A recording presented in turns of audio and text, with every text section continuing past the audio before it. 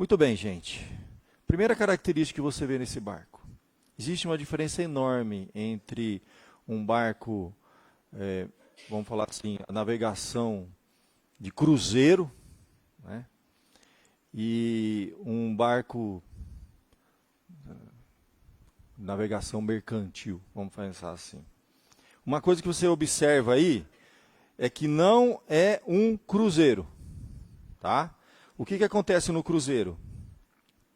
Você tem um grupinho que trabalha, que está ali para ralar, que não dorme dia e noite trabalhando, para uma grande maioria curtir o passeio. Isso é cruzeiro, não é? O cruzeiro é assim. Você vai fazer um cruzeiro. Alguém já fez um cruzeiro aqui, gente? Eu nunca fiz um cruzeiro. Ó, tem um cruzeirinho pequeno aqui, ó, em Barra Bonita, que você pega, vai. Dá para ir, meu, vai. Dá para ir. Eu tenho serviço de bordo, entendeu? Você come uma comidinha lá.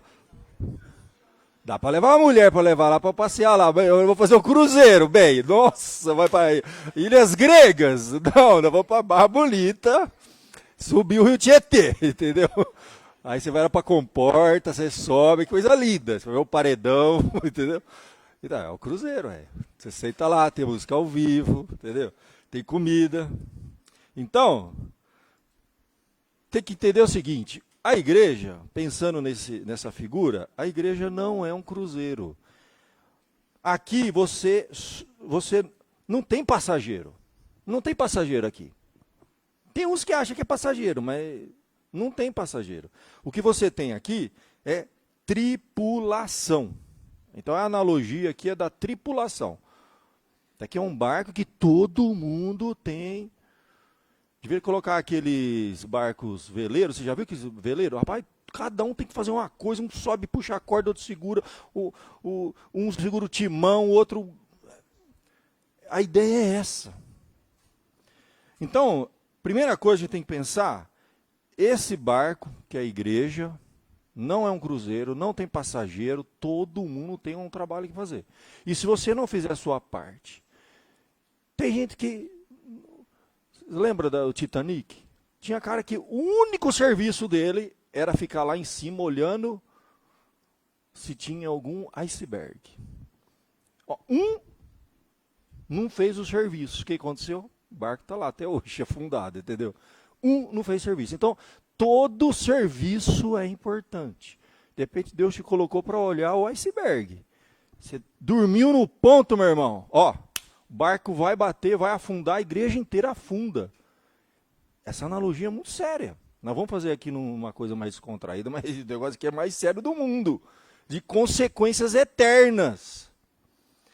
Então, quando a gente começa essa viagem, todo mundo aqui é tripulação, número 1, vamos pensar, é o que tem maior responsabilidade? É o que Deus vai cobrar. Pode ter certeza.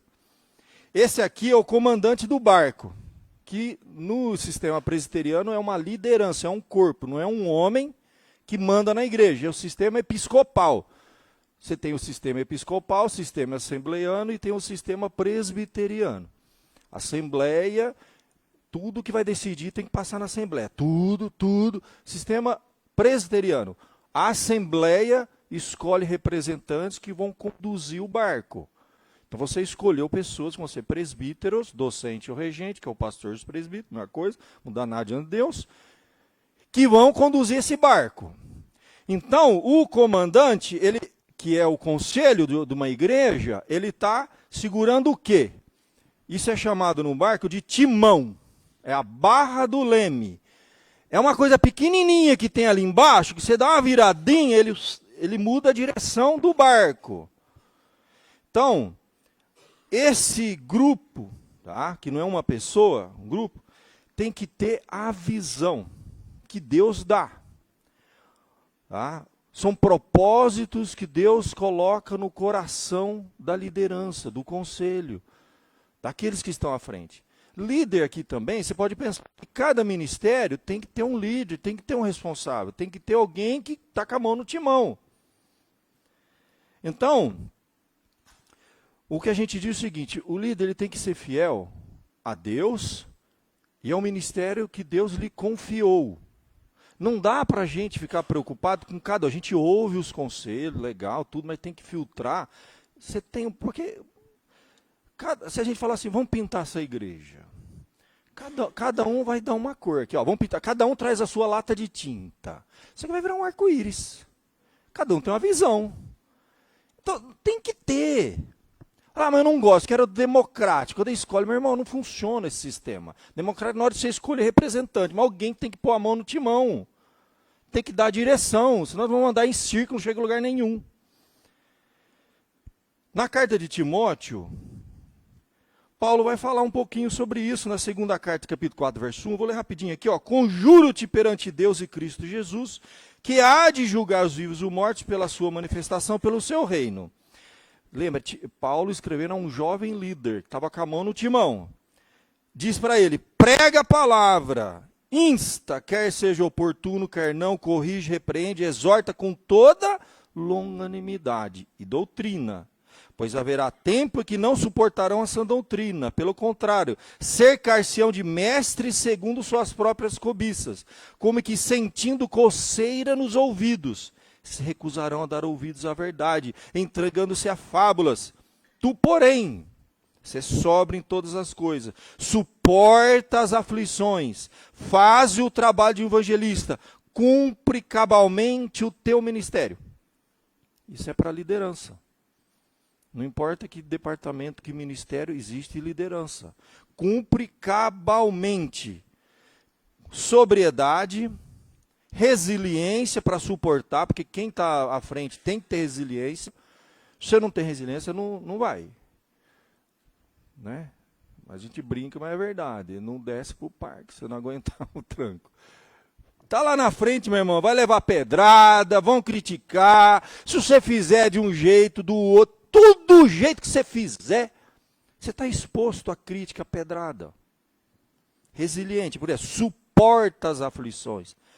O propósito é fazer o trabalho. Estou aqui para isso, para fazer o trabalho. E completar, cumprir cabalmente o ministério que Deus confiou. Então, quando a gente está à frente, ele fala, ó, eu tenho uma missão. Se você começar a dar ouvido para tudo, não, você tem que ser fiel àquilo que Deus colocou. Cumprir cabalmente o teu ministério. Isso é liderança. Está à frente. Pensando nessa analogia, vamos pensar aqui, ó.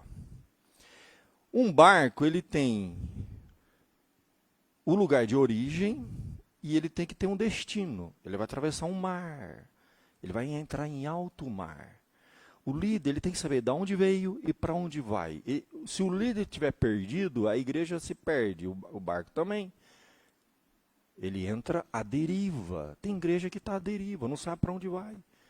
Está andando em círculo, não chega a lugar nenhum. 40 anos no deserto, andando em círculo. Isso pode acontecer com o povo de Deus. Então, precisamos estar atentos à origem e ao destino. É questão de propósito. Qual o propósito da igreja? Tá? Isso é importantíssimo.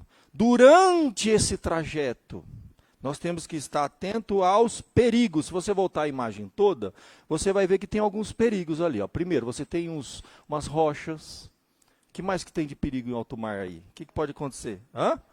Tubarão, gente. Tem uma barbatana ali no tubarão. No finalzinho nós vamos falar dele. Devorador das águas, das almas, né? Então, ao redor. Ficando ao redor, isso aí. Isso aí. Você tem que estar atento com socorrer os que caem do barco. Gente, uma das coisas mais complicadas que tem, né? Eu estava vendo um dia um documentário sobre isso. Não tem como cai, dependendo do barco, não tem como parar. No meio de uma tempestade, cai um tripulante. Eles veem o tripulante, mas não tem. Esses dias teve uma coisa num cruzeiro, né? Não sei se você viram essa cena aí, que é uma coisa assim, raríssima acontecer. Uma criança caiu, o pai viu. O que o pai fez? O que você faria se o seu filho caísse do barco? Pulou, gente. Vou morrer junto, mas... Você ia conseguir viver? O resto da sua vida sabendo que você poderia até ter salvo. É uma aposta, 50% de chance. Você morrer junto com ela ou você salvar. O que você faz? Você fica no barco? O pai pulou. O pai pulou e ficou segurando o filho. É muito difícil. Um cruzeiro, eles não estava tempestade, seguraram o barco. Você vai falar, vou frear um barco, um cruzeiro. 5 quilômetros para parar ele. Aí depois desceram num barquinho, procuraram, acharam o pai e a criança lá. Eu vi esses dias. Tem gente que cai do barco, tubarão. Dependendo do pessoal fala, lá no Titanic, por exemplo, você pensa que o pessoal morreu do quê? Não tinha tubarão lá. Por que morreram? Frio, hipotermia. Frio, águas geladas. São muitos perigos. Sabe qual que é um outro perigo que a gente esquece? O cara tem que ter a visão, a liderança tem que ter a visão, e vai ter gente que vai desviar o foco. É a coisa mais difícil que tem. É um perigo isso. Porque ele pode se distrair ali e dar numa rocha. Ele não pode perder o foco dele. Ele tem que ter a visão, foco, liderança, é isso, gente. E bola para frente. Aqui no meio desse processo, ele tem que estar atento ao devorador das águas, que é o inimigo espiritual, que nós vamos falar para ele no finalzinho, deixar ele para o final. Não vou dar crédito para ele hoje. E você tem metas. Uma das grandes metas que a gente tem é o pessoal que a gente vai falar agora, que é o número 2. Você tem ilhados que precisam ser salvos. O que a Bíblia fala sobre isso? Fala, Jesus disse em João 10,16, ainda tenho outras ovelhas, não deixe aprisco. A mim, ele diz, me convém conduzi-las. Elas ouvirão a minha voz, então haverá um rebanho e um pastor. Gente, a igreja perdeu essa visão, essa meta, esse objetivo, virou clube, acabou, não tem mais. Está fazendo o que aqui? Nós estamos aqui, a igreja só está aqui ainda porque o evangelho precisa ser pregado em todo o mundo e então virá o fim. A gente até fala na Apocalipse assim, que a ideia é essa, tem estudado e pregado Apocalipse. Nós estamos aqui, gente, é o seguinte, quer adiantar a volta de Cristo? Prega o evangelho. Pode ser que o último que você estiver pregando for o último, Jesus volta. Já pensou? Pregou, o cara se converteu, pum, Jesus vem, acabou. O último vai ouvir e então virá o fim. Na prática é isso que vai acontecer. Mas quando? Não sei. Pode ser daqui 1 ano, daqui 100 anos. Daqui 1000, não sei. Eu acho que 1000 é muito, mas isso é especulação, ninguém sabe. O objetivo da igreja é esse. Jesus falou, eu tenho outras ovelhas. Então o barco não vai zarpar enquanto não entrarem todas as ovelhas. Entendeu? Só que no meio do caminho você tem umas lutas aí, tem umas ovelhas teimosas, tem ovelha que quer descer, tem ovelha que vai atrapalhar, tem ovelha que vai... Então essa é a ilustração. A Bíblia diz, ide por todo mundo e pregar o evangelho, Marcos 16, a toda criatura. Quem crê será salvo, quem não crê será condenado. Somos chamados para ser testemunhas, Atos 1:8. E sereis minhas testemunhas. E aonde? Judéia, Samaria e até os confins da terra. É o barco que está indo, trazendo gente para dentro. Paulo nos chama para ser testemunha. Interessante que em Atos 26, quando a palavra de Deus nos fala sobre ele, sobre Paulo, quando ele diz, quem és tu, Senhor? Ao que o Senhor respondeu, eu sou Jesus a quem tu persegues. Mas levanta-te, firma-te sobre teus pés, porque para isto te apareci, para te constituir ministro e testemunha. Ele tinha um ministério e todos são testemunhas. O líder testemunha, você é testemunha, todo mundo que testemunha, todo mundo é. Você não precisa ser pastor, evangelista, pregador, você é testemunha. E sereis minhas testemunhas. Por isso que o Senhor diz para Paulo, você vai ser ministro, ele separa, e testemunha. Ele podia não ser ministro, mas testemunha ele ia ser. Ninguém aqui é passageiro, todo mundo é tripulante. Você é testemunha de Cristo. Você faz parte da tripulação. Você tem alguma função. Qual? O dom que o Espírito Santo te deu. Eu não estou exercendo, então, problema. Vai ficar um vácuo lá na igreja. O barco está precisando dessa função e você não desenvolveu o seu dom e não está exercitando o seu dom. Você não é passageiro, isso não é cruzeiro. Isso é um barco de tripulante, 100%. Todo mundo é tripulante. Se não for tripulante, é peso morto, é problema. Não tem meio termo. Quem não é a favor é contra. Quem não junta espalha. Isso é simples, a Bíblia é muito clara esse ponto. Vamos lá, gente. E Paulo ainda escuta, você vai ser ministro e testemunha. Olha que coisa profunda, e testemunha.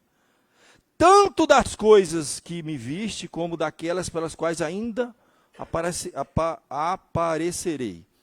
Livrando-te do povo e dos gentios, Deus vai ser contigo, Ele vai te dar livramento para que você cumpra o propósito. Quando Ele não der, o propósito era esse mesmo. Alguns foram mártires na fé. As coisas acontecem na sua vida, meu irmão, ou você está debaixo da soberania de Deus, ou não está. Esse negócio aqui, entendeu? Não é lei do mais forte, o mais forte é o Senhor. Quando Deus abre porta é porque tinha que abrir, quando fecha, fechou. O Senhor está dizendo para Paulo o seguinte, ó, eu vou te enviar, você vai ser testemunha, eu vou te livrar, e eu vou te enviar, ó, para os que eu te envio.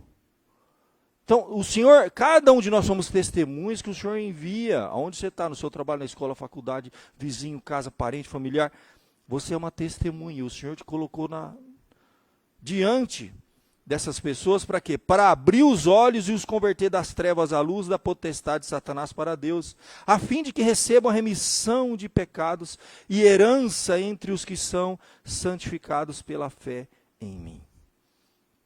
Então, aquele é o objetivo. Nós vamos servir a Deus e nós temos que evangelizar, pregar para as pessoas que Deus coloca próxima de nós, ou de outras formas, porque a igreja, quando a gente dá um dízimo para o sonho concílio, parte desse dinheiro vai para missionários, vai para a junta de missões também, tem esse projeto todo, nível nacional, internacional. A igreja cristã é uma igreja muito organizada nesse sentido. Mas em Paulo, já fizemos a nossa parte. Não, mas o missionário está lá na África, e ele não está lá no seu trabalho, sentado do lado daquela pessoa que não conhece o Evangelho. Quantas pessoas você conhece que não conhecem o Evangelho? Pelos frutos conhecereis. Então, até o momento eu não vejo. Se partir hoje, você fala assim, não tem uma evidência da pessoa estar com Cristo. Então, você é missionário dessa pessoa. Agora, você tem o número 3 ali, ó. Você tem pessoas que são fundamentais. Todo líder, ele não faz nada sozinho. Existem apoiadores de líderes. São pessoas que dão suporte. Orando. Paulo precisava, que dirá eu. Orai por nós, gente, ele falava para a igreja, para que não abrir a nossa boca, entendeu? Então, o líder, as pessoas que estão à frente, seja no Ministério de Louvor, seja no departamento lá das mulheres, dos jovens, antes de você criticar esse líder, você já orou por ele? Você sabe do que ele está passando? Você sabe quais os problemas daquela pessoa? Porque a gente tem uma boca desse tamanho para criticar, né? Mas tem uma boquinha de peixe para orar. Então, você tem orado mais... Eu penso assim, ó, se você tiver uma boca desse tamanho, você jejuou semana inteira pelaquela pessoa, aí você pode usar uma boquinha de peixe para criticar. Mas tem gente que, pelo amor de Deus, nunca orou para aquele irmão que está lá na frente, mas é uma boca desse tamanho para criticar tudo. O número 3 é o que dá suporte. Os líderes no passado, Moisés precisou de gente para segurar o braço dele, a gente precisa, quem está na frente. Então, quem está na frente, você tem que escolher. Você é aquele que trabalha contra ou a favor? Você tem uma boca de baleia para criticar e uma boquinha daqueles peixinhos de aquário para orar para o irmão. Já que a ilustração do barco, do peixe, do tubarão, nós estamos usando aqui tudo, entendeu? Então, todo mundo tem uma boca de baleia e o de peixe. Está usando para quê? A boca de baleia para falar mal e o peixinho para orar. Tá ruim, hein? Inverte esse negócio aí, abre o bocão para orar, ora pelo irmão. Você viu o problema lá, ora até, né? Aí pega a boquinha de peixinho e faz uma crítica lá. Toda crítica é bem-vinda, construtiva, no lugar na hora certa. Para quem você critica? Para os irmãos, para criar intriga, fofoca, dividir a igreja. Não! Você critica para a pessoa. Meu irmão, vamos melhorar isso aqui. Ó, e se a gente fizer isso? Sugestão só, né? A crítica é para a pessoa. Se for para outro, não é crítica, como é que chama? Quando você fala mal do outro, você está fofocando, você não está dando oportunidade dele saber do problema. Senta com ele e fala, meu irmão, ó, se a gente mudar isso aqui, o trabalho não vai ficar melhor, vamos. Sugestão. Mas você vai pelas costas, abre a bocona de baleia e fala. Ajudou no quê? Ajudou Satanás a dividir a igreja. Simplesmente. Você tem que escolher de que lado você está. Então, isso é importante. A passagem é muito longa, né? Eu vou só lembrar vocês aqui. Vocês lembram de Moisés? Moisés levantava a mão, Israel prevalecia. Quando ele abaixava a mão, Amaleque prevalecia. Está em Êxodo 17. As mãos de Moisés estavam pesadas. Mão de líderes é pesada, é cansativo, é exaustivo. Qualquer ministério, gente, você sabe. Vai ser presidente da mocidade. Você vai ouvir todo dia uma crítica. Todo dia vai ter uma boca de baleia para falar alguma coisa, entendeu? Presidente da SAF, presidente de tudo, líder, vai ter que lidar com isso. Então, meu irmão, graças a Deus que de vez em quando, mão pesada, aí eles tomaram uma pedra, puseram por baixo dele e ele nela se assentou. Arão e Hur sustentavam-lhe as mãos de um lado e de outro. E assim lhe ficaram as mãos firmes até o pôr do sol. E Josué desbaratou a Amaleque e a seu povo ao fio da espada. É a luta espiritual nossa, gente. Quem está à frente tem que ter consciência disso. E você tem que escolher de que lado você está, meu irmão. Não tem meio termo, não existe muro nessa história. Você está apoiando a obra de Deus. Tem alguma coisa que você não concorda? Ora, primeiro. Depois senta com a pessoa, irmão, eu quero ajudar. Com sabedoria, tem que ter sabedoria. Não adianta você chegar com sola para cima e com pedra na mão. Não, vamos procurar melhorar, irmão. E se a gente fizer assim, eu estava pensando. Se o líder for sábio, ele vai ouvir o conselho e vamos ponderar, ué. Você se lembra, o próprio Moisés, quando começou o ministério dele, meu irmão, aquele monte de gente murmurenta, ele lá dia e noite para julgar. Aí Deus levantou uma pessoa que foi usada para dar um conselho para ele. Você lembra quem foi? Jetro, o sogro. Olha, conselho de sogro, escuta. Depende, mas enfim. Sogro de Deus, eram sacerdotes midianitas, gente. O cara era Moisés, você não vai aguentar, meu irmão. Agora pensa se Jetro chegasse, e em vez de sentar com Moisés e trazer uma solução, ele chegasse para o povo, gente, esse Moisés é louco, ele não tem sabedoria. O povo vai esmorecer, ele vai esmorecer. Se ele ficasse falando ao derredor, o que ele ia fazer? Ele ia dividir o grupo, não ia resolver o problema, não ia chegar a lugar nenhum. Você vai para a pessoa. Meu irmão, estamos com esse problema, vamos resolver. Moisés, é o seguinte, por que você não escolhe líderes? Aí você vai assim, líderes de 100, de 1000, que aí vão dando conselho, e as coisas mais complicadas chegam para você. Isso é liderança, distribuir, delegar. Aí, Moisés, verdade, sogrão, hein? Implantou, resolveu o problema. Então, você percebe? Vamos lá, no meio desse, tem que ir rápido, é muito, são 15, vai. O número 5, cadê o número 5? Número 5, volta o telão aí, número 5, acho que está lá no... Aí, esse aí, lerdo. O barco partiu, a oportunidade foi dada. Tem gente que está perdendo as oportunidades. O tempo que a Bíblia diz, sobremodo oportuno, o barco partiu do estaleiro, ponto de origem, marinheiro nem começou a viagem. A Bíblia diz, buscai o Senhor enquanto. E, gente, Tem oportunidade que não volta mais na vida da gente. E nas coisas espirituais, menos ainda. Isaías 55:6. Buscai o Senhor enquanto se pode achar. Invocai-o enquanto está perto. Jesus, quando chorou por Jerusalém, a Bíblia diz lá em Lucas 19:41, olha, quando ele chegando, veio na cidade, chorou. E ele, porque eles perderam a oportunidade, mais do que tudo, perderam a oportunidade. Oportunidade, ó. Se conheceras por ti mesma, ainda hoje, o que é devido à paz, mas isso está agora oculto aos teus olhos, pois sobre ti virão dias em que os teus inimigos cercarão as trincheiras, arrastarão os teus filhos, não deixarão pedra sobre pedra, porque não reconheceste a oportunidade da tua visitação. Começa a procurar na Bíblia essa palavra oportunidade, você vai ver que o negócio é sério. Deus faz muito alerta com oportunidade. O tempo sobremodo oportuno. As coisas espirituais são coisas sobremodo oportunas. Que quando passa, você não agarrar, meu irmão. Na vida é assim. Na sua carreira é assim. Quanta coisa. Os maiores arrependimentos que vem das pessoas, pastor, eu tinha, por que eu não.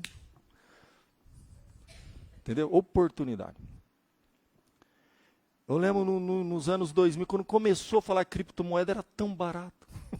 Por que eu não comprei isso? Entendeu? O cara comprou 2 pizzas, velho. Valia milhões. Entendeu? Das coisas materiais, oportunidade. A SpaceX está vendendo lá abriram para comprar lá ações. $170. É uma aposta, meu irmão. Entendeu? Quando ele abriu dos carros lá dele, como é que é o nome? Esqueci lá o carro lá, da Tesla, subiu 30 mil vezes a ação. É um risco. Você pode comprar e guardar e vai perder. Ou pode aumentar 30 mil vezes a mais. Nas coisas materiais, oportunidade. Passou, perdeu. Aquele emprego, entendeu? Aquela pessoa que estava interessada em você e você não valorizou, outro levou. Já era. Nas coisas humanas, oportunidade é uma coisa muito importante. Nas espirituais, meu irmão, as consequências são eternas. A Bíblia fala, tempo, sobremodo, oportuno. 2 Coríntios 6:1, e nós, na qualidade de cooperadores com ele, também vos exortamos a que não recebais em vão a graça de Deus. Tem gente que recebe em vão a graça de Deus. Ouviu a palavra, teve oportunidade, estava na igreja, estava ouvindo, era aquilo, a entrega. A gente sabe que soberania de Deus, estou falando da responsabilidade humana. Aí, meu irmão, não receba em vão. Porque ele diz, aí Paulo, em Corinto, vai citar uma passagem do Antigo Testamento. Eu te ouvi no tempo da oportunidade e te socorri no dia da salvação. Eis agora o tempo, sobremodo oportuno, o dia da salvação. Hoje, se ouvir a sua voz, não endureçais o vosso coração. Nas coisas espirituais existe também tempo, time. Passou. Se nas coisas materiais a gente tem prejuízo, se a gente não aproveitar as oportunidades, e na espiritual? Você está aqui numa igreja, você está ouvindo a palavra, você tem tempo, você tem saúde, entendeu? Você tem capacidade, você podia estar usando os seus dons para a glória de Deus. Você poderia estar acumulando tesouro no céu, que a Bíblia fala que isso é bíblico, galardão. Para chegar lá no céu, galardãozinho seu aqui, ó. Fala, nossa, tinha uma vida inteira lá na terra e eu perdi tempo. Gastava mais tempo no Netflix, no Instagram, do que servindo a Deus. Então, nas coisas espirituais, isso é sério. O 6, abre lá no 6, gente. 6. O marinheiro que desistiu da viagem. Tá vendo o 6? Ali, ó. Esse aí, ele pulou fora e está voltando para o estaleiro. Vai ter gente que vai desistir no meio do caminho.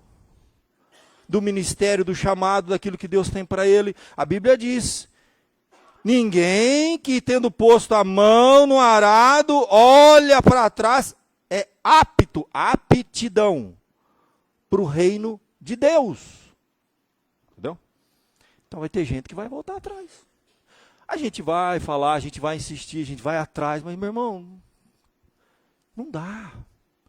Não dá para obrigar ninguém a seguir, não dá para obrigar ninguém a servir.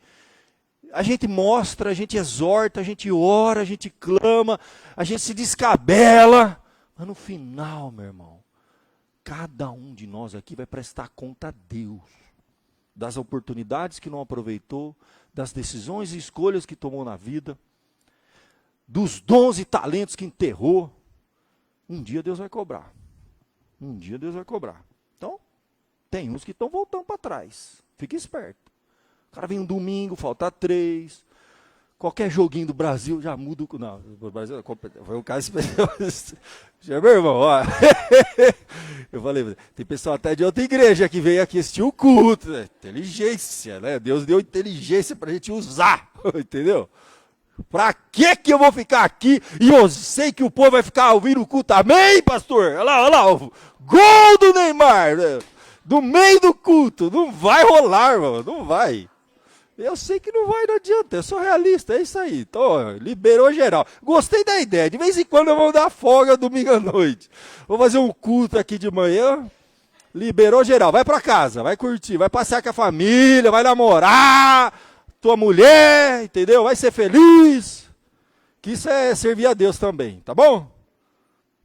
Mas não é isso, meu irmão. É as oportunidades que o cara desistiu, voltou para trás. A Bíblia fala sobre isso, entendeu? Por que desiste? Por que voltou para trás? Uma das razões, primeiro, estava olhando, desanimou, mas desanimou por quê? A Bíblia diz, ó, já que a gente tem nos rodear tão grande nuvem de testemunha, desembaraça de todo o peso do pecado, e isso traz a gente para trás, que tenazmente nos assedia, corramos com perseverança, a carreira está proposta, olhando firmemente para o autor e consumador Jesus. Se você olhar para Cristo, você vai para frente. Se olhou para o homem, você afunda, não adianta. Se você procurar motivo, você vai achar. Você vai achar problema na vida de todo mundo aqui. Se passar um pentinho fino, não sobra um. Nós temos que estar lutando. Não que eu já tenha alcançado, Paulo fala, mas corro para alcançar aquilo que Cristo alcançou por mim. O negócio é assim, o cara está correndo, o cara está lutando, o cara está querendo resolver. Todo mundo tem área da vida para acertar. Se você ficar preocupado, a gente tem uma energia só, a gente tem que saber para que a gente vai canalizar essa energia. Então, na embarcação da fé, você tem que estar olhando para Cristo, mas você vai desistir, você vai desistir. Pessoas que dizem, pastor, papapá, eu falei, meu irmão, já esse cara está caindo fora. Não tem outro. O coração dele está focado em homens, não no Senhor. Você ancora lá em Cristo, põe a sua vida em ordem, usa a boca de baleia para orar, não para fofocar, e bola para frente. Quando você tiver uma crítica, você senta com o irmão, resolve. Falou pelas costas é fofoca, falou na frente para resolver. Agora você tem que saber falar, sabedoria. Não tem, fica quieto, calado, vai para casa. Sabedoria, pede a Deus. A Bíblia fala que para eu, como pastor, tenho que exortar com longanimidade. Minha vontade, aí eu, meu irmão, entende? Sabedoria. Então, meu irmão, outra coisa. Alguns acharam que ia ser fácil. Não é fácil. Você entrou no barco, meu irmão, prepara, é tempestade. Vai ter hora que esse barco vai afundar. Vai afundar, pastor, vai afundar. Não vai, confia. Eu lembro daquela ilustração que o filho do comandante estava dentro lá da cabine. E o barco, uma tempestade, e que falou, nossa, o pessoal que era inexperiente, tripulante inexperiente, vai afundar o barco, vai afundar o barco. Começou a bater nas cabines, tirar todo mundo. Aí ele bateu numa cabine lá que era do comandante. Aí tinha uma criança brincando com o carrinho. No meio do barco. O barco fazia assim, o barco ia para lá, vai afundar. Aí ele, menino, coloca colete, o barco vai afundar, pelo amor de Deus, pega a boia. O que você está fazendo sozinho? Cadê seu pai? Ele falou, meu pai é o comandante. Eu confio nele. Fecha a porta que eu estou brincando. A ideia é essa. Deus é o comandante aqui, na verdade. O sumo pastor das nossas almas. Esse barco não vai afundar. Porque Jesus falou que as portas do inferno não prevalecerão contra a igreja, então esse barco não vai afundar. Ele vai passar a tempestade, vai sair arrebentada, vai quebrar a vela, vai voar, vai estourar tudo, vai entrar água no barco, mas ele não afunda. Fica tranquilo. Uma coisa é certeza, esse barco não afunda. Fica nele e segura firme, meu irmão. Agora sim, a tempestade vem. Se você não segurar firme, você vai ser arrastado pelos ventos, por tudo. A Bíblia diz que no mundo passais por aflições, mas tem de bom ânimo, porque Jesus já venceu o mundo e nós somos mais do que vencedores. Agarra no negócio e vai. Que mais, meu irmão? Ó, existe a possibilidade de não ser escolhido. É uma possibilidade. Eu não tenho nada com isso. Meu dever não é escolher ninguém. A turma fala, se eu fosse Deus, eu escolheria todo mundo. Escolheria sim, vai. Pisou no teu calo, vai pro inferno. Entendeu? Vai pro inferno. Aquela cunhada chata, vai pro inferno também. Meu sogro tá me enchendo a paciência, vai pro inferno também. O cara lá no meu trabalho, vai pro inferno também. Meu irmão, você ia lidar com as emoções. Hoje tá tudo bonito pro céu. Eu não quero ser seu. Eu quero longe do seu. Se tivesse no seu poder, escolher quem vai pro céu ou pro inferno. Pisou no seu calo, eu vou pro inferno. A gente é humano. Deus usa outros critérios que a gente não sabe, mistério de Deus. Muitos serão chamados, poucos escolhidos. Tem gente que vai descer do barco, que vai embora. E o que nós vamos fazer? Nada. Vamos fazer a nossa parte. A gente prega, ora, clama. Mas no fim, meu irmão, é a parábola do semeador. Preguei domingo passado, né? Não vou repetir tudo. Uma vai cair sobre a pedra, outra no meio dos espinhos, outra em boa terra. E a outra no beira do caminho. Primeira luta nossa é de ordem espiritual. Não é contra a carne nem contra o sangue. Você sabe disso. O problema é a gente esquece. Ordem espiritual. Segundo, meu irmão, são as aflições, são os problemas. São os desafios. O inimigo quer te destruir. É aquela que vai cair sobre a pedra.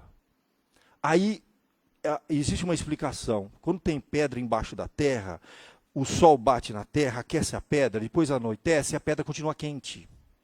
Por isso que germina mais rápido que as outras.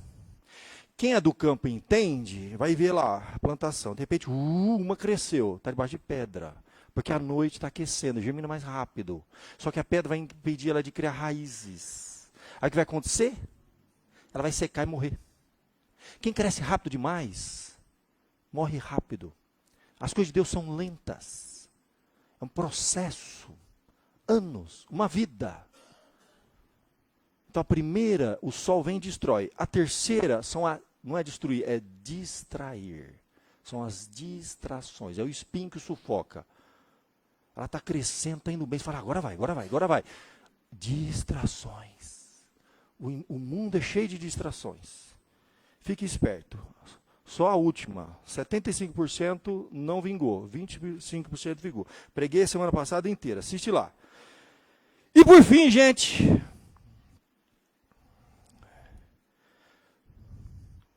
2 Pedro 2,20. Portanto, se depois de ter escapado das contaminações do mundo, mediante o conhecimento do Senhor Jesus Salvador, se deixam enredar de novo e são vencidos, tornou seu último estado pior que o primeiro. Melhor lhes fora nunca terem conhecido o caminho da justiça, do que após conhecer, voltar para trás, apartando-se do santo mandamento que foi dado.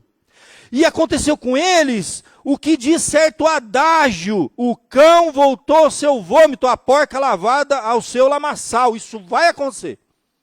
Por inúmeras razões, e algumas são mistérios e não sabem. Que Deus tenha misericórdia.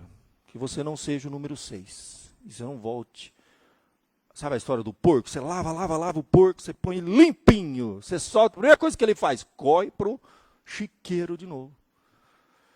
Alguns vão acontecer isso, gente. É um mistério. Não está no nosso poder isso aí. Mas a gente destaca que existe o número 6. 7. Marinheiro que caiu do barco em alto mar. Cadê o 7? Ali, ó. Esse quer voltar. E tem uns que querem, meu irmão. Mas tá difícil. Precisa de ajuda. A gente tem que jogar a boia. Aí, ó. Puxar. Levou um escorregão. Caiu. A Bíblia fala, quem pensa que está em pé, veja que não caia, meu irmão. Amanhã é você. Todos nós podemos cair desse negócio. Então, a palavra de Deus nos exorta em muitas e muitas vezes. Ó. Primeiro que é o Senhor que vai firmar os passos. Salmo 37. O Senhor firma os passos do homem bom no seu caminho, que no seu caminho se compraz. Se cair, até o homem bom que se compraz nas coisas de Deus pode cair. Todo mundo está sujeito a isso. Se cair, não ficará prostrado, porque o Senhor o segura pela mão. Lá na primeira carta aos Tessalonicenses, olha o que Paulo diz. Exorto-vos também, irmãos, a que admoesteis os insubmissos e consoleis os desanimados e ampareis os fracos. Tem pessoa que tem que ser consolada e amparada. Porque nessa corrida, gente, nessa viagem, tem hora que a gente vai ficar fraco, gente. Que a gente não sente a presença de Deus. Parece que Deus não está ouvindo. Parece que a nossa oração não passa do teto. Isso acontece com todo mundo. Esses dias eu estava vendo um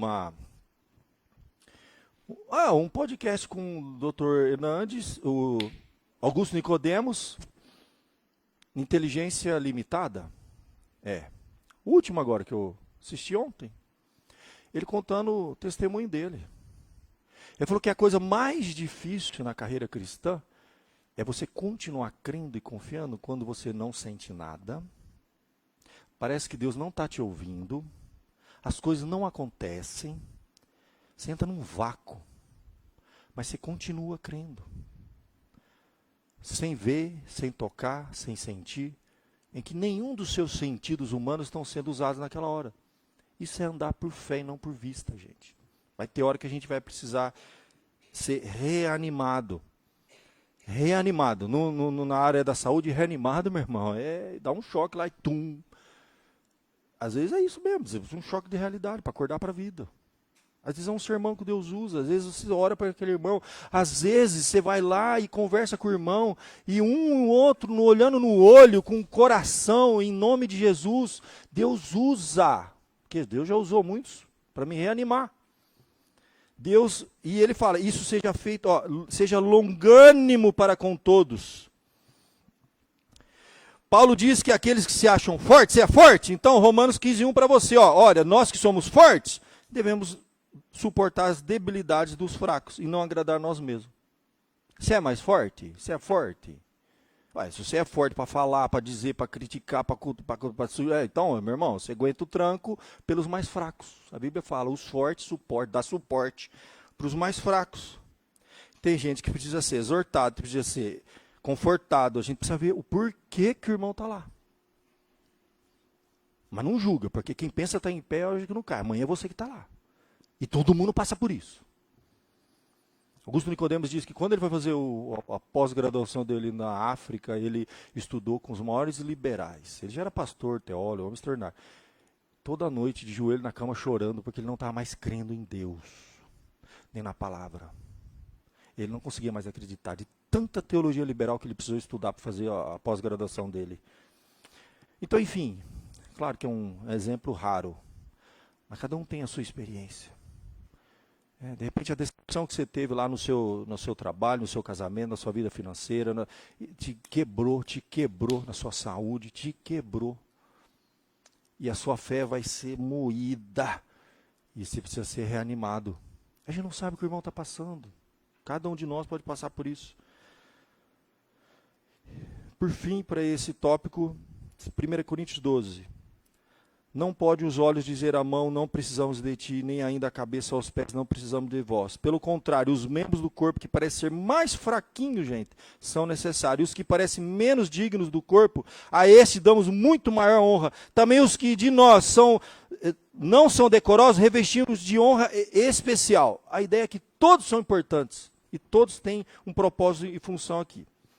O 8, rapidinho, vamos mais rápido agora, Leandro, que já está voando o tempo aí, ó. Número 8, cadê? Esse aí é o crente Raimundo, um pé na igreja, outro no mundo, tá aí, ó. Tá no meio, não sabe, não decidiu a vida, não resolveu, meu irmão, não sabe o que quer. Mateus 6:24, ninguém pode servir a dois senhores, coração dividido, isso aqui ó, é clássico, porque ou há de aborrecer a um, amar o outro, ou se devotará a um e desprezará o outro, não poderá servir a Deus e as riquezas. Onde está o teu coração? Aí está o teu tesouro. Isso aqui ó, crente dividido, meu irmão, fique esperto, você está 50% para o céu, 50% para o inferno, resolve. Josué para você, hoje... Escolhei hoje a quem servais. Você tem que tomar uma decisão, meu irmão. Tá com um pé na igreja ou todo mundo. É o crente Raimundo. Onde vai dar isso aí? O 9. Cadê o 9? Volta lá, o 9 piorou. Esse aí já tá, ele tá segurando ali, ó, e o tubarão vai pegar, entendeu? Alguma coisa vai acontecer. Esse é o que é não resolvido. Sabe aquele cara que é assim, ó, ele é amigo do evangelho, mas não resolveu ainda, entendeu? Ele vai assistir o culto de vez em quando, mas é um parente próximo, tem muito disso, sabe? É um cônjuge, ele vai lá, ele senta, ele assiste o culto, ele acha legal, ele gosta dos irmãos, mas não resolve, não assume, não é batizado, não toma compromisso. Meu irmão, esse aí é o mal resolvido. Isso é sério. Então, meu querido, toma cuidado se você está nesse ponto aqui. Consideremos uns aos outros para nos estimular ao amor e às boas obras. Não deixe congregar como é costume de alguns. Antes, vamos nos admoestar. Quanto mais vê que o dia se aproxima, tem gente que tem que entrar no barco, meu irmão. Está lá, ó, do jeito que está ali, meu irmão. O devorador das almas vai passar e vai levar. O 10, cadê o 10, gente? Procura o 10 aí, o 10 é importante também. Pulou do barco, esse aqui é pior, porque um é o crente Raimundo, o outro é o mal resolvido, esse saiu do barco e está querendo te convencer de que o barco não é uma boa ideia. É o desigrejado amargurado, sabe como é que é?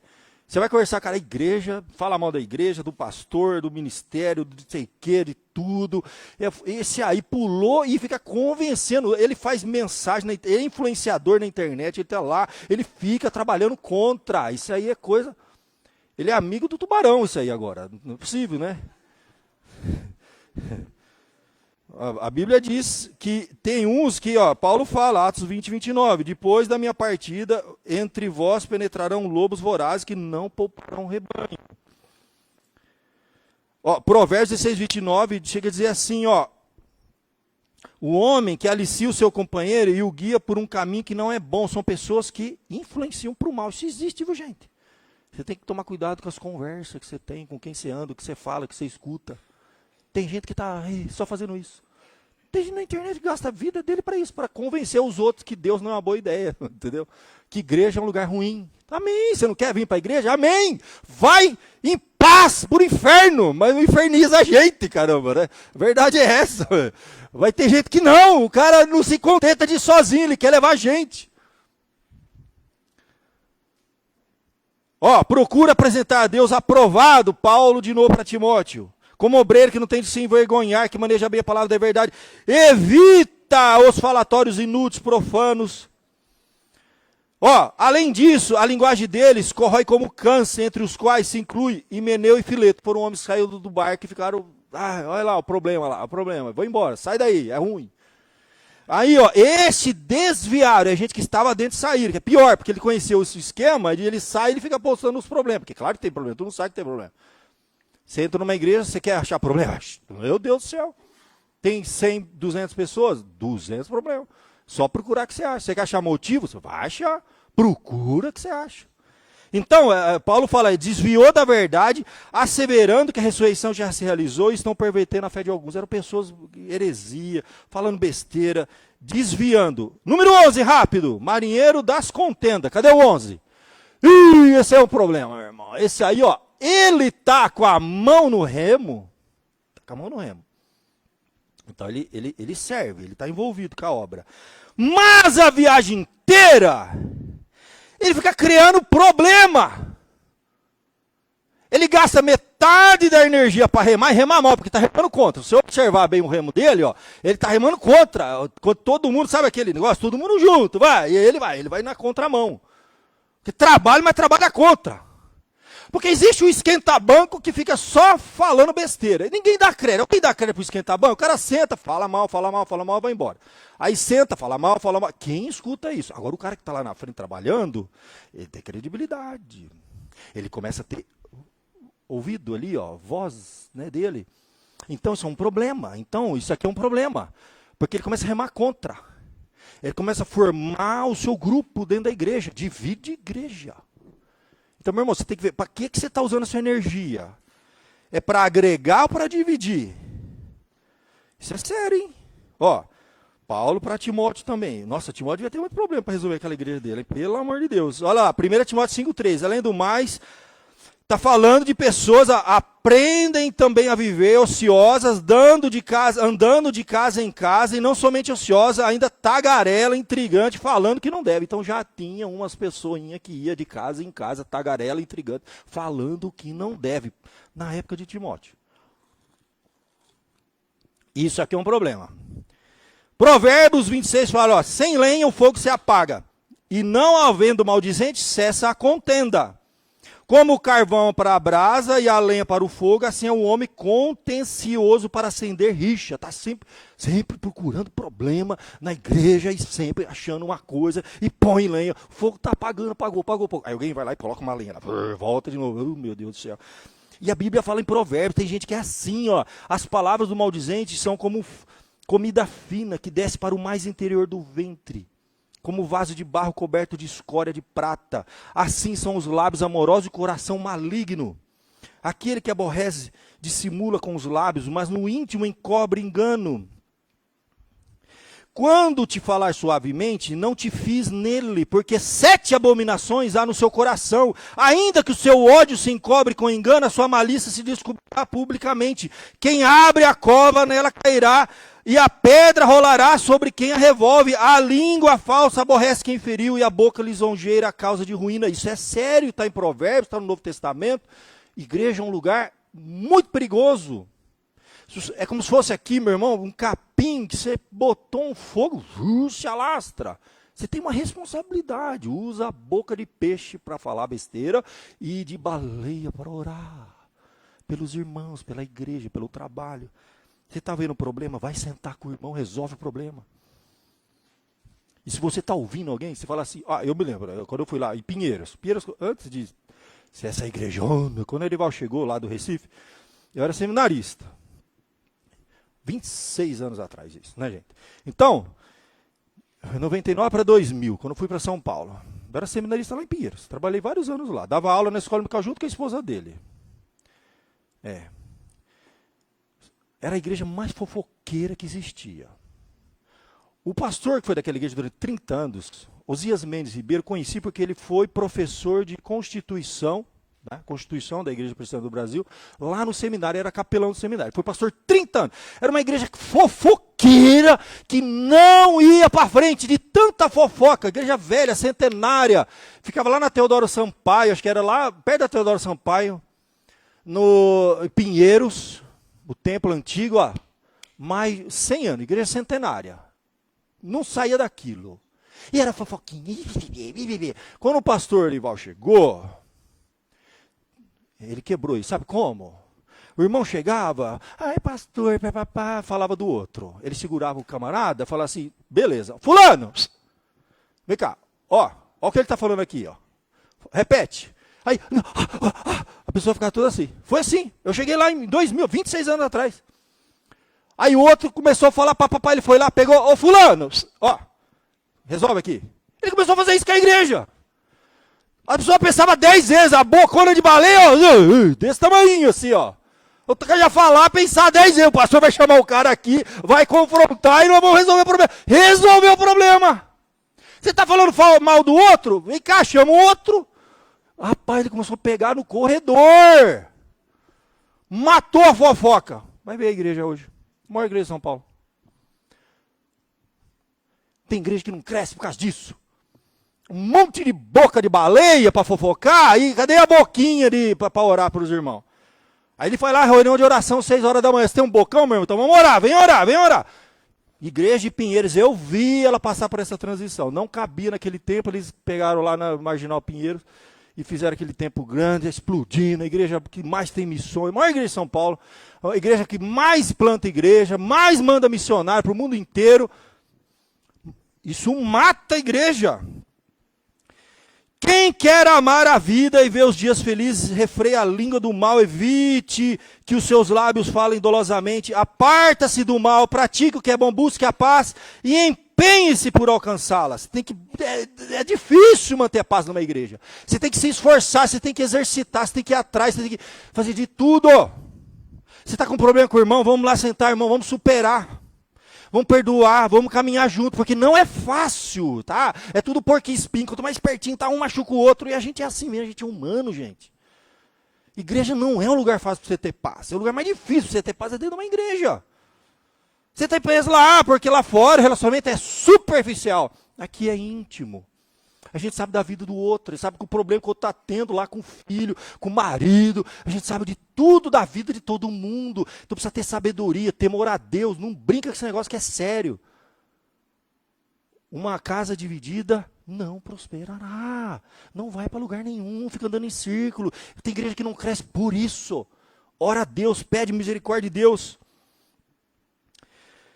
E aí, por fim, ó, capítulo o 12 ali, ó. O 12 é que ficou ouvindo a conversinha do 11, já largou o remo lá tudo. A inteligência artificial colocou um volante na mão dele, não sei porquê, não é volante, era um remo, mas tá bom. Então, o 12 já esqueceu já. Tem gente que estava indo bem, começou a ouvir conversinha, já desestimulou, largou o remo, não vai para frente, não vai para frente. A obra não vai para frente. Tem gente que desestimulou. Paulo fala na carta aos Gálatas, capítulo 5, verso 7. Vós corris bem. Quem vos impediu de continuar a desobedecer à verdade? Alguém convenceu. Esta persuasão não vem daquele que vos chama. Um pouco de fermento leveda toda a massa. Confio de vós no Senhor, que não alimenteis nenhum outro sentimento, mas aquele que vos perturba, seja ele quem for, sofrerá condenação. Paulo estava falando disso, tinha gente dentro da igreja estimulando outros. Olha que coisa séria. A gente tem que pensar 1000 vezes quando a gente for falar uma besteira, quando for falar, porque você pode estar desestimulando. Sabe, você que é pai e mãe, deixa eu falar com você. Chega no domingo, você terminou o culto, você vai para cá, você senta na mesa com 3 filhos na sua frente. Você começar a falar mal da igreja, do pastor, do não sei o quê, do presbítero, do diácono. Você consegue ficar falando mal e morrer dentro de uma igreja falando mal. Seu filho ou sua filha já foram desestimulados, você não sabe. Você botou uma pedra de gelo no coração dele e não quer mais saber das coisas de Deus, está frio na fé. Por quê? Quem colocou a pedra de gelo lá? Todo domingo você sentou na mesa para comer, você ficou falando mal. Então a gente não percebe que nós desestimulamos uns aos outros. Nossos filhos às vezes não querem vir na igreja porque a gente fica falando mal da igreja. Fala assim, pai, você está todo domingo falando mal da igreja. Aí você quer que domingo eu vou para lá? Não, não vou, não quero mais ir para a igreja. Fique esperto. Isso tem um efeito devastador, desestimulador. Porque nós que já é velho, cara de pau, hipócrita, às vezes a gente fala mal, vai lá e beija o irmão. Aí o filho fica lembrando, e passou o dia inteiro falando mal dessa pessoa e está lá abraçando e beijando essa pessoa. Na cabeça dos nossos crianças e jovens, dá um nó. Aí ele fala, eu não vou naquela igreja. Ninguém é verdadeiro lá, todo mundo fala mal de todo mundo, deixa eu chegar na frente, beijinho. Então isso é sério, gente. A igreja tem que acordar para esse negócio. Então, meu irmão, você tem um problema, você vai conversar com quem tem um problema. E ora a Deus. E Deus tenha misericórdia. Vamos para frente, está acabando. As más conversações corrompem. Cuidado com o que você está conversando por aí. Marinheiros que realmente tripulam. É o 13 e o 14. Esses aí, meu irmão, o negócio é o seguinte, eu estou aqui para servir a Cristo. Tá certo? Aonde que é para remar? Para lá? Então nós vamos remar para lá. Ele não fica com conversinha, não fica criando problema, não fica andando em círculo, desestimulando, intriga. Não, é gente que rema. Paulo fala na carta aos Coríntios 15:58, portanto, meus amados irmãos, sede firmes, inabaláveis, abundantes na obra do Senhor, sabendo que no Senhor o vosso trabalho não é vão. Para frente. E por último, o devorador. O devorador, não preciso falar muito dele. A Bíblia fala que nós temos um inimigo que anda ao nosso derredor, bramando como leão, procurando alguém para devorar. Sede sobre vigilantes, o diabo, vosso adversário, anda ao derredor. E nós temos um inimigo espiritual. Nossa luta não é contra o sangue e a carne. Ele está procurando, ele não está só lá fora não. Ele entra e fica procurando coisa para dividir a igreja, para atrapalhar a igreja. O desafio é muito grande, que Deus tenha misericórdia de nós. Por fim, coloquei 15 aqui. Alguns você se identificou. A carapuça serve para algum. Eu me identifiquei com vários. Nós somos humanos. Quando eu percebo, eu estou falando do irmão lá, não era para estar falando. Quando eu percebo, eu estou desanimado. Eu estou desestimulado, eu estou distraído. Nós somos humanos, gente. O propósito desse aqui é você fazer uma autoanálise. Examine-se, pois, o homem, cada um a si próprio. Não adianta você examinar, irmão. Ah, vó, fulano. Eu lembrei de fulano ali, pastor. Mas era para lembrar de você, não de fulano. Cada um se identifica aqui. 15 números para você. Nós vamos orar agora e pedir perdão a Deus. Lavar a alma, assim, né, pastor? E vamos tomar Santa Ceia. Nossa, pastor, depois dessa você vai dar uma Santa Ceia para nós? Brincadeira, não. Brincadeira, a Bíblia fala, examine-se, pois o homem come e beba. Agora nós vamos fechar os nossos olhos, chamar os presbíteros à frente e nós vamos tomar Santa Ceia. Falar assim, ó, foi pago um alto preço, gente. Alguém pagou um preço tão alto para ficar com brincadeira aqui? Isso é sério. Diante de Deus, todo mundo tem alguma coisa para resolver na vida.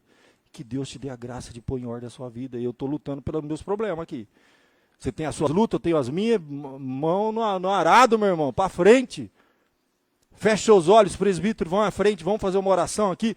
Vamos consagrar os elementos e vamos unir, não desunir. Quebrar o coração, não a união. Quebra o teu coração, meu irmão, diante de Deus. Ora, fala, Senhor, eu peço perdão porque a minha boca de baleia fala e não ora pelo irmão. Você está com um problema com o irmão? Ora por ele. Pede perdão a Deus. Você vai tomar Santa Ceia agora, tá bom?